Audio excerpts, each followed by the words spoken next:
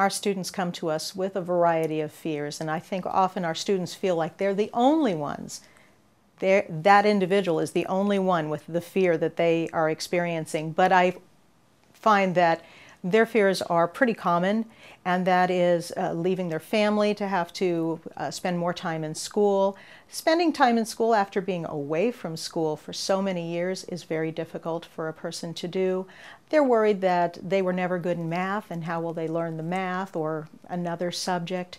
There's so many fears about, I want to go to college and how realistic is this for me, or I'm told that I must come to this program and get my GED, or I need to have more skills so that I can improve in my employment. So there are a great many fears that our students face, but I've not yet heard one that's completely unique. Well, the biggest fear that people talk with me about coming back to school is, how am I going to pay for school? Obviously, being the financial aid administrator, I'm real happy to be able to tell them, we've got a solution for you. What it amounts to is filing what they call the free application for federal student aid, which is available online at www.fafsa.ed.gov. Filing a FAFSA does two things for our students. One, it will determine whether they're eligible for federal Pell Grant money, and that's a wonderful thing. Federal Pell Grant money is something that does not have to be paid back by the student. The school actually receives the federal Pell Grant money that the student's eligible for, and we apply that directly to their tuition, so they're only left with a portion of the tuition that they have to pay for themselves, either through cash payments or through federal student loans. Students come into our program knowing that they want to get their GED or they'd like to improve their basic skills, but they really haven't thought about what they would like to do once they've gained this knowledge. And we think it's important that they establish some goals beyond those. So we talk about the full-time programs that we offer here in the school. We do a career assessment battery in which they can learn about some of their talents and identify some of the jobs that will go with those talents. We also do a variety of screenings so that students maybe can receive some tools that will help them along their way.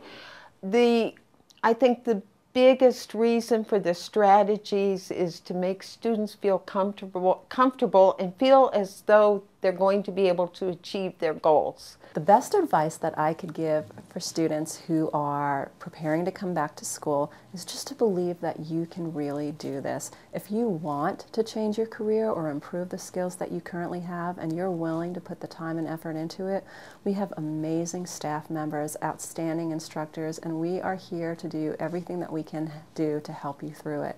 And if you happen to be taking adult basic education or English as a second language classes right now, you're already in school. So you've got study skills, you're already in the habit of going to class, studying at home, preparing to do what you need to do, and you can just continue on using those same amazing skills in your new program.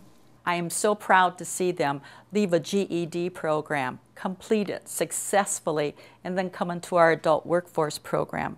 Through Bridges, we're helping guide those students now to do just that.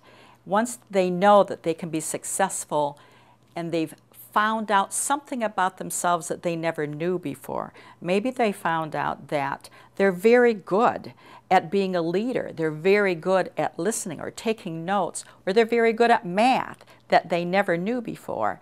That initial pride in doing that takes away fear from doing the next thing that's on their agenda, the next obstacle, the next challenge that they're going to have to face in their life, but they can do it. First thing a student should do when they're thinking of coming back to school is give our office a call. Let us guide them in the steps that they need to take. The first thing they need to do is find out when our next orientation or strategies for success course would be. That's for our adult basic education students. For our ESOL students, we have an orientation for them. They need to find out what the sign-up date is. They need to find out what class they need to come to and how long that will take. It's a 12-hour course for strategies for success. It is one evening plus a testing evening for our ESOL students. Don't be afraid to make the step to go change your life. Don't be afraid to spend some money to go change your life. We all need to make those kind of decisions every now and then. They're hard to do, but they're well worthwhile. It's much better than sitting at home always thinking, I wonder what I could be doing. Well, you could be coming to school. You could be paying off go to school, and you could get a job and pay off these loans. That's the way to consider this, not what kind of a position am I going to put myself into if I sign on the dotted line and say I want to go to school. Well, if you sign on the dotted line to go to school, you're signing on the dotted line to say I believe in myself, and that's a good thing. The staff and all of us are very supportive here, and we will do anything we can do to help a student succeed. So all they have to do is call us, and we've got their backs, and we'll do what we can to help them achieve their goals and be successful. Education is lifelong. So this is their first step of going back, to be proud of themselves. They have succeeded at this, and now they need to take that step out into a new career. I would say to our students, dream big. With us, you'll set your goals. Dream about getting to that apex of the pyramid. And it's a hard climb, but it can be done. Every day that you work at this, it's one day closer to your goal. It can be done.